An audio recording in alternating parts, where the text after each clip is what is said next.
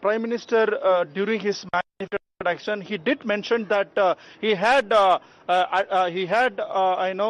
come across with a request from the Tamil Nadu people on the water issue, the water crisis that the state is facing, and this time the promises that there will be a separate ministry for to look after water link and water crisis in the states in the country. Sir, how this issue is going to be received in Tamil Nadu, because the leaders in Tamil Nadu also earlier addressed that the state is facing water crisis. Now, Prime Minister too did mention during his introduction the manifesto. Do you think this will give a positive response for the BJP in Tamil Nadu? Of course, definitely it will give a possible response for especially from Tamil. Because the Tamil Nadu state, which have no river like that, and even if the river is there, there is no water in the river. All these things, and also we failed. This all 50 years of Dravidian party's rule, we failed to save water. That is very, very important case over here. They say that we have built a lot of dams, etc., but they have not developed, or they have not did any proper work on that. In this case, this present BJP manifesto, they announced that there was a separate minister for that. So in that ministry will take care of not only Tamil Nadu.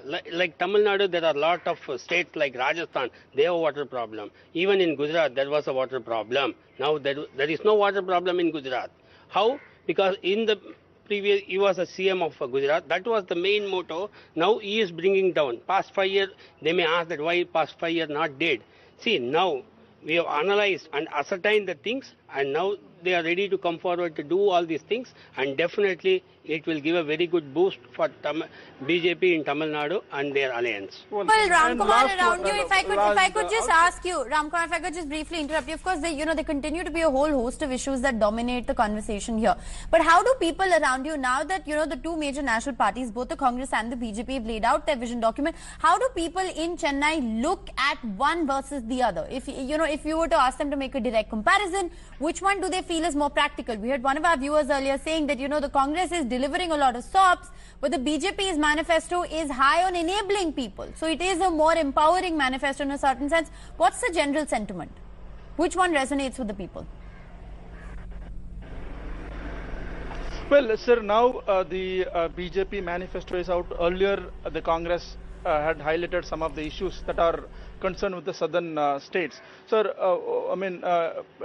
what is your comparison between the two national parties' manifesto, which will, serve the people to the best level? Basically, giving money for basic food and all will not work for a longer time.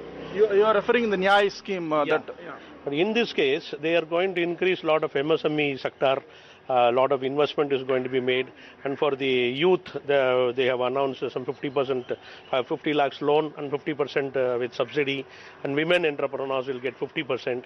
All those schemes will benefit more production, and also exports will be more, which can increase the GDP. It's a basic thing which has to be given, and it will be worked out in a long run. But also there are, this economists certainly feel that the minimum income guarantee scheme that the Congress announced, it is the first, scheme that the India after independence announced, that because it will uplift the 20 crore people that they are aiming to, uplift the below poverty line. Wouldn't be a better scheme, sir?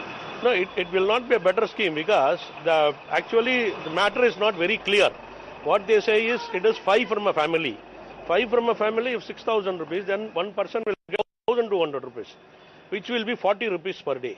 They have told in 2011, 32 rupees is the interesting sentiment that we're hearing from Chennai, because what people around Ramkumar are essentially saying is that they would prefer a party that enabled a roadmap for the future than a party that actually just delivered SOPs, because they believe that SOPs and economic benefits like the NYAY scheme are short-lived. What you need is skill development, what you need is jobs and education to enable security and a minimum income for people for a long period of time, for a long-term kind of a perspective. That's an interesting thought coming in from the people of Chennai. I appreciate you, Ramkumar, for joining us. Let's briefly shift our focus to some more breaking news coming in. We have reactions, of course, pouring